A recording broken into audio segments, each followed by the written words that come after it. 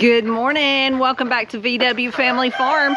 I'm Andrea. If you are new here, if you're not, welcome back. We appreciate you very much.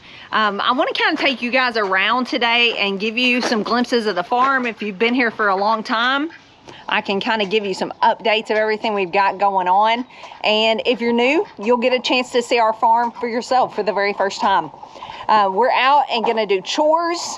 First off, a little background info. My husband Ben inherited this farm along with his mother and brother, and we were the ones interested in trying to farm it, and they graciously let us. So everyone, it was a win-win for everyone. Maintain, even improve the land, and we get to live our dream. This YouTube channel has been a huge part of that. It propelled us to keep going, even when times were tough or we just wanted to quit or whatever the case may be. There's been a lot of times this YouTube channel was the reason we kept going. We did the next project, whatever the case may be. So we're very thankful for this YouTube channel and the family of YouTube subscribers that it has created for us. So in 2012, my husband had some issues, health issues, and wound up being told that we needed to totally revamp our diet. And the thing that was told to us first was we needed to try to locate clean pork. That was the first thing we needed to eliminate, was store-bought pork. We had no idea what the people were talking about. That propelled us into finding a farm, finding a mentor, and that one thing led to another. And now we are raising clean meat and selling it to locals as well as shipping all over the country. And it completely, radically changed our life in so many ways. It was one of the reasons we met like-minded people, some of which were homeschooling, not all, some. And I'd always wanted to give that a try. That is when Ben, my husband, was like, give it a try. Completely changed our family and our entire life. So fast forward, here we are. Our kids were in, I believe, the beginning of second and fourth grade when we took the first step. They are now 19 and 20, about to be 21, and both getting married this summer. They were raised on this farm, raised in this lifestyle, and I do attribute what good, productive, hardworking citizens they are, mainly to the Lord. Secondly, also to this lifestyle, because it has taught them so many lessons I could have never fabricated had they not been raised on this farm. So that is like the shortened couple-minute version of our life. So here we are. My husband Ben and I are going to be empty nesters this summer. Our son has already moved out and is living on his own. He's about to get married and be living with his new bride. Super pumped for them. He's getting married in 3 weeks, and then our daughter is getting married in about 3 months. So she still lives here at the moment. Neither one of them really work for us anymore. They were raised working on this farm, and they worked for what they earned. We could not be where we are today without them and their hard work. But it's time for them to spread their wings a bit and get out into the world. Ben and I have both been out into the world and in the workforce.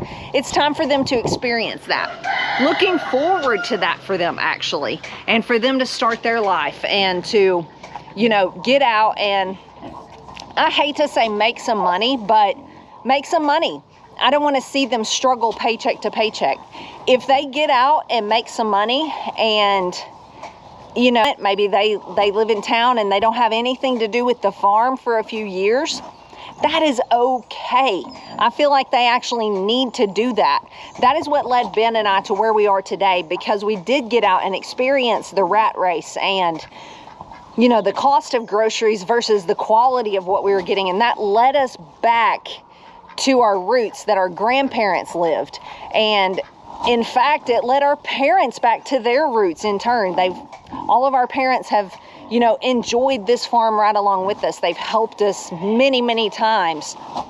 So for our two kids, they have to come to the point where they decide to do that for themselves, because it means so much more if they do. Not if it's just something, hey, we've got to do this. We've got to help mom and dad. We've got to. No, I want them to, if they ever decide to do it for themselves and enjoy it and love it.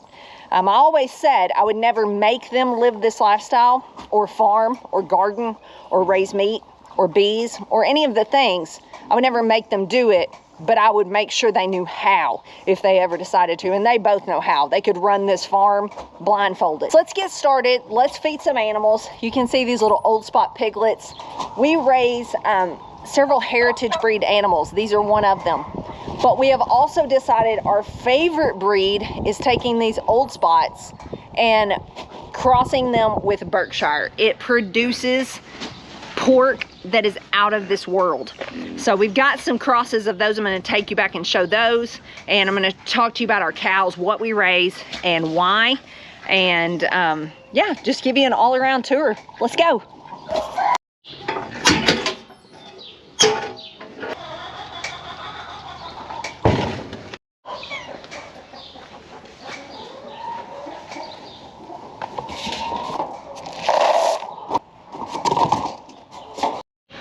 Normally, there's like 5 or 6 cats. Oh, I see some hiding around that bowl. We raise those for a backup source of protein. Just kidding. One thing we do raise for protein is those right there. Those are American breast chickens. They're a meat chicken that is more natural. It's a dual purpose breed. They lay eggs, and they lay actually pretty great for a dual purpose. And I'm getting almost an egg from each hen every single day. So that's pretty good. Sometimes, I got a hair tickling me. Sometimes dual purpose don't lay as great, you know, as their egg laying counterparts. But these lay really great, but they're also like a delicacy of a meat breed. We're really liking them. In fact, we incubated a bunch of their eggs. We're gonna raise those up, and then this summer, most likely, probably mid-July, we're going to have a chicken processing class here at our farm. We've never done that, but I think we're gonna give it a try. That's not to say we're not raising any Cornish cross anymore. We are. We're actually raising a batch this summer, but we always have backup systems in place for if everything goes haywire, which, if you've learned anything from 2020 till now, it's that things can and do happen. So we have systems in place for when they do. As long as Cornish cross are available, we may keep raising a batch here and there. It's just, they're convenient. They are good in my opinion. I know people would say, oh, they're just not good. They are good, in my opinion. They're not sustainable. That is my problem with them. Anyway, that's our chicken situation. I'm gonna take you in here. I've got a feed. We've got the ones we incubated. I'm gonna give them a look, show them to you guys. They're about, it's nasty in here. Just gonna be transparent. They're about to go outside into a chicken schooner we have that we built out of a greenhouse frame, but it got tore up in a storm, so it needs a new tarp. That's on the way, so we gotta do that first before they can go outside. But the ammonia will just about knock you down in this brooder.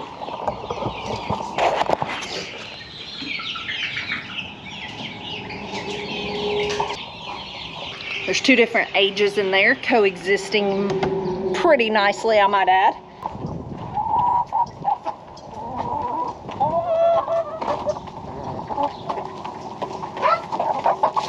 So you can see we also have a decent sized flock of egg layers that lay a rainbow of eggs, just simply because that's fun. So yeah, we got lots of chickens.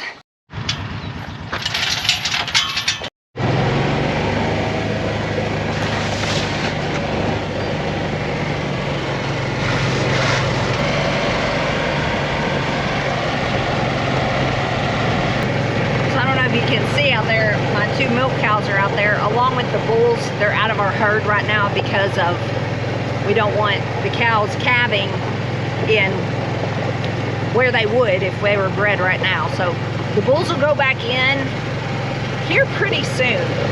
But if you had them calving right now, you'd be in the dead of winter here. And our late winter is the worst part of our winter. So don't want that. We have 2 milk cows. We had 8 at one time. We've dwindled down to 2 for one reason or another. Just kind of culled them, and I have my best 2 left. And it's more manageable for me. Again, one of those things, I went in too big and couldn't sustain it. So we're at a happy medium. I milk 3 days a week, I think. I take their calves off at night and then milk them in the morning. And it seems to be a pretty good balance. I get about 5 gallons a day from those 2 when I separate the calves off and milk once a day.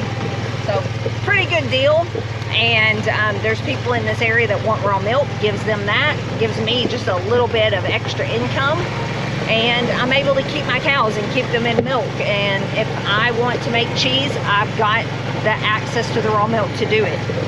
Again, doesn't mean I'm always making cheese, sour cream, butter, all the things, but I can, and I do sometimes. But that's kind of the theme of our homestead journey, is it doesn't have to be all or nothing. It doesn't have to be, if I'm not doing this 100%, I'm not doing it all. And that's just one thing I've had to come to terms with, not only in homesteading, but in life, is that all or nothing it's not a good way to be for me. There's ways to do things without just being all in or all out. So anyway,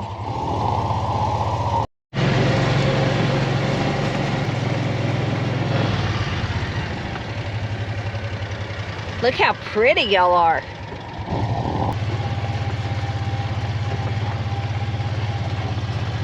So this group right here is the next that will go to be processed. There's 10 of them in here right now.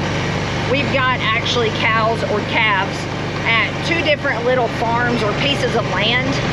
Ben's grandpa was a very frugal man, but when he found a piece of land up for sale, if he had the money to buy it, he would buy it. So we've got little pieces of land in multiple different locations. Our farm is not just completely cohesive. But that also allows us to separate calves from their mom, to get them weaned. We do a lot of fence line weaning, so they're not super far apart. It seems less stressful. But then we eventually go ahead and move them quite a distance away. Seems to work pretty well. So we actually have total of calves, steers, heifers, all that we're going to process over the next couple years. We have 35 of those, I believe, spread out in different farms. So I told you I was going to talk about like what kind of cows we raise. Well, this pen right here is a good example. You can see different colors. You can see there's different kinds in here. That actually, I don't know if you can tell the one I'm pointing at, she just licked her back. That is actually half Jersey. Her mom is one of my milk cows, but she is also half beef. So I wouldn't make her a milk cow. And she's big. She's not very old. She's big and beautiful. She would make a decent herd cow, but we're at the point right now we need animals to process. And so that's where we are. But we raise, and I'll take you back and show you them in just a minute in the cow herd. We raise primarily South Poles. If you don't know what those are, look them up. They're a great grass-fed beef breed. So they gain really well on grass. They're very docile. They're not huge framed, so they don't impact the land as much. They don't need as much square footage, you know, to feed off of. But we've also been to the point that we needed some quick cash because we're building a market or whatever the case may be. And they don't sell well at the local auction, at what we call the sale barn. That's where people take their cows and calves to be sold. You drop them off, they auction them, and they send you a check. They don't sell well there. What sells well there is the black or the black baldies, which is black white faces. This is kind of black motley face, but we do have some, not in this group, that are black with the white face. Those sell fantastic, not because they are preferable like in color, not because the beef buyers are like, oh, I like that color, black is my favorite color, or whatever the case may be. It's because they know what is in them. Those colors are indicators of what kind of breed that is. And the grass-based, you know, red, or no matter the color, the grass-based frame, experienced cattle buyers can spot them, and that's not typically what they want to go put in the feedlots. So we kind of have a mixture of both. That way, if we need money, we have some to take to the sale barn. If we need ones to process, we have more grass-based ones. Now, we're grass grazing all of these, and they're all doing pretty well. You can see, especially certain ones of these, she's gonna use the bathroom. They look fantastic, and they've just been on grass with some feed, but minimal feed. And so we're grass grazing a lot, but that is the reason that we keep both, is because, again, it's not an all or nothing thing. It depends on our needs. It depends on, you know, our customers, what they want. If there's someone that wants a completely fed out grain fed one, we would probably not do that with the South Pole. So it is what it is.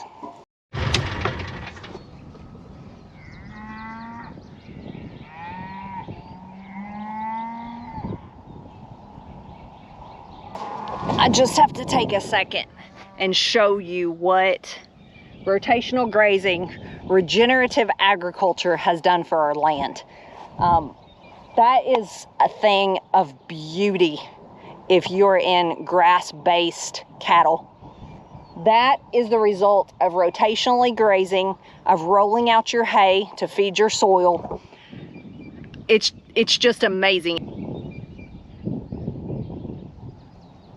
It feels great to look out at that and know that we had a hand in doing that.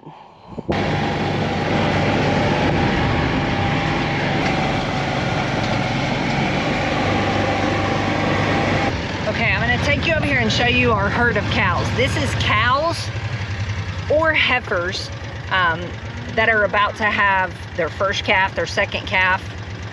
These are ones that have made the cut for whatever reason. They have babies consistently. They have what they call calving ease. They don't have trouble having their babies, or maybe they have and they're getting a second chance. We don't normally just cull them, especially if they're one we really like, after one, you know, problem delivery, because that happens with heifers. That's just how we do it. That's not to say that's the right way or how everyone does it. Or we like their temperament. We went through a few years ago and we sold everyone that was high-headed or crazy. And these new heifers we put in 10 new heifers just in the last few weeks that we took out of that group of 35. There was 45 that we are putting in the herd. If they show signs of being crazy, wanting to get you, anything like that, we just can't have that. I'm here by myself a lot doing a lot of this. Ben is by himself a lot. It doesn't matter even if we're not by ourselves. Don't want one that you have to just look over your shoulder all the time. Just not worth it to us at this point in life. So anyway, hopefully we are going to get to the point where we can start keeping a lot of our heifers, if not all, if we like them, and give them a chance. We're not there yet. We need money. I'm just being completely transparent. Building a market was not cheap. Building anything this day and time is outrageous. So we couldn't keep them all. We're gonna have to process them. We've already sold some. We've already taken, I believe it was 15 or 17 to the sale barn that were ready to be weaned off their moms. We just took them straight to the sale. Cattle prices are so high. That gave us a chunk of money for the market, but we need another chunk. So we're not going to be able to keep everything if our market doesn't keep up with sales, you know, processing, selling it that way. We'll have to sell some more. Just the world we live in, building is expensive. Once we get beyond that, hopefully we will be able to keep more. We want to build our numbers back up. In this herd, we just put the 10 in, like I told you. So there is, and we took one out that was crazy. She was processed for ground beef. There's 42 producing mamas in here. We'd like to probably double that and be more up closer to 75 or a little more. It's just where we'd like to be. We've had that many before and successfully rotated them. But to be able to do that, you're not bringing in income because you're sitting on them, waiting on them to produce a baby for about 2 years before you ever get anything out of keeping a calf, where you can haul it to the sale barn at, say, 6 months old and right now get a good price. So that's the world of cattle markets, probably more than you wanted to know, but it's kind of a crisis actually in the cattle world right now, but farmers' backs are against the wall. Like, a lot of them just have no choice. They need money. So it's a situation. But anyway, let me give you a look at these, and I'm going to try to kind of show you some of what I'm talking about with different breeds. So that is not a South Pole, but she's more like a Red Angus, and she produces really good calves, very docile. You can see the black ones, they're mostly Angus, and then that is what I call a black baldy. I don't know if I'm pointing in the right direction. You can see the black white face. You can see some black motley faces. Those are very good at the sale barn. There's another one back there, a black white face. Those just do really well. That white one back there, she's kind of an oddball. She probably won't stay. She came from the sale barn when we just needed some more animals. We were actually thinking we'd process her, and we very well may. But she produced a good calf. So for now, she's here. But that beauty right there, that is a South Pole. She is one of the 10 that I just put in here. That is actually a 2-year-old. We did not breed her last year because we wanted her to get a bit bigger. She is about to get bred, and then she'll have her first calf when she's shy of 3. Trying that out, we've never done it like that before, but giving that a try. There's several South Poles in there. You can see between those black ones, you can see her face right there. That's one of our originals. And then right behind this black one, she's got her head down. That's another South Pole. I'm going to drive through here and let y'all look at them.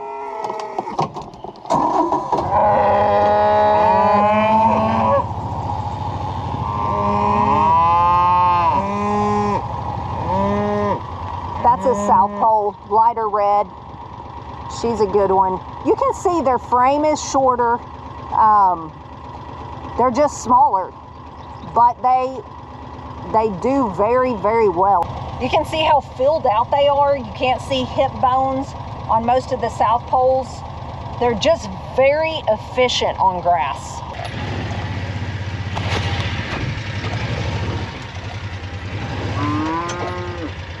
South Pole, you can see how good looking she is, filled out, very calm.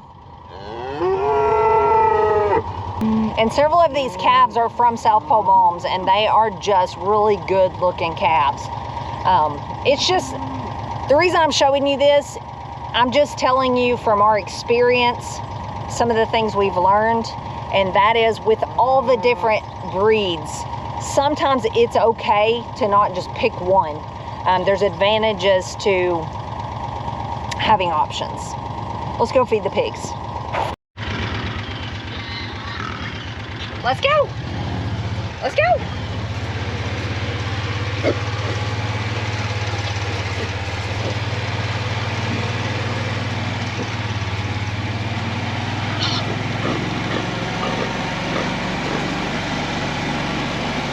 So these are the Berkshire Old Spot crosses. Really excited. These go to the processor in June, so 6 weeks or so. They are behind hot wire down in a section of woods. If you need woods cleaned up, pigs are definitely your friend. If you're not a goat person, you're thinking, I don't want to raise goats. Pigs will do a good job as well. This was a heavily wooded area that they've cleaned up.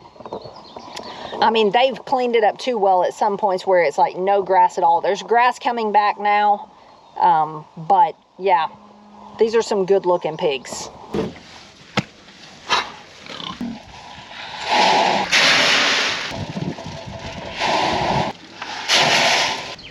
And we're missing somebody. Gotta go see if we can find them. If I was a bettor, I would say there's a couple of old spots, purebred old spots in there as well. I would bet it's an old spot. Every few days, it doesn't come up with the rest, and I go find it, and it's just fine. As soon as I, throw a clod of dirt and hit it, or walk right up to it, it gets up and runs off. It's just totally fine. It goes and eats and acts fine, looks good. I'm thinking it might be deaf. It's fine otherwise. It's just like it doesn't hear the other ones get, yep, I just see it. That's what it is. We'll walk you guys over there and show you what I'm talking about.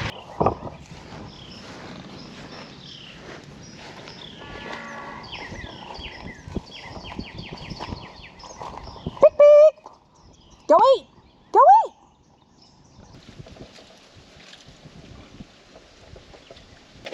And there she comes, right up with all the others. So that's the vast majority of our animals here at VW Family Farm. We also have a couple horses and a dog and a very spoiled dog and a lot of beehives, but you've seen the majority of it today. That's what we've got going on here on our farm operation, and we are raising meat. We ship it all over the country. If you're interested, you'll need to email us at vwff@yahoo.com. You cannot place an order on our website to be shipped because it just got too complicated. It was overcharging people for shipping because local pickups and shipping, those are two different things to put on a website, and it just wasn't ideal to let people order that way because it was not giving them the best deal. So email me at vwff@yahoo.com. These videos are one thing that has kind of went by the wayside in the past, and I'm really trying to do better at taking you guys along, showing you the hows and the whys of what we're doing here, and just trying to stay connected with you. So I thank you. I thank you for taking a few minutes of your time to watch this video. If you did not watch our video before this, it's called Is Organic Worth It? I would ask that you go back and click on that and watch it. That's a video I really wanted to get out there. It didn't take off as much as I wanted, and it's not because I just wanted the video to take off. It's because it's chock full of information. It's not a vloggy type video. It's an info type video. And if you would you watch it and would you share it? That would mean a lot to me. I thank you for watching, and I will see you on the next one. God bless.